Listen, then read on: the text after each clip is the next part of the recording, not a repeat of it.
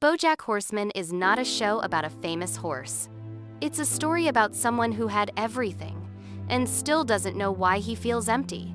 From the outside, everything looks bright. Lights, money, fame, applause. But behind that forced smile and constant sarcasm, there's a sadness that never fades.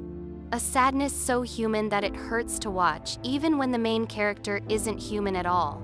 For years, BoJack was a TV star. The guy everyone loved in the 90s. A family sitcom. Simple jokes. An adoring audience. But when the cameras turned off, all that was left was silence. The funny guy no longer had anyone to make laugh. And when that happens, you realize that applause was never love. Around him are people who try to understand him, but he won't let them.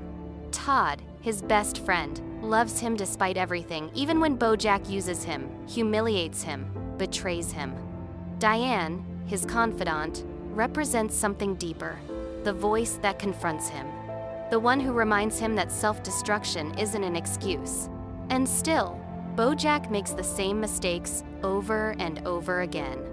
Because when you've felt empty for so long, sadness becomes a comfort zone. In an almost wordless episode, BoJack tries to apologize, but he can't. And that's the most brutal part of the show. Redemption doesn't always come. Sometimes saying, "I'm sorry," isn't enough. Sometimes the damage is already done, and you just have to learn to live with it. Sarah Lynn, a child star who grew up in front of the cameras and ended up lost, just like BoJack. Her story isn't just tragic, it's a mirror. Every time she falls, BoJack sees himself reflected. And when he finally loses her, a part of him breaks. But so does a part of the viewer. Because that's when we understand that BoJack isn't a villain. He's someone who doesn't know how to stop ruining the things he loves. His mother, Beatrice, is a bitter, distant, broken woman. But when you see her story, you understand that pain is inherited. That absent affection becomes an invisible chain passed down from generation to generation. And BoJack simply followed the pattern. In one of the show's most powerful moments, BoJack says, "When you're broken inside, nobody teaches you how to fix yourself."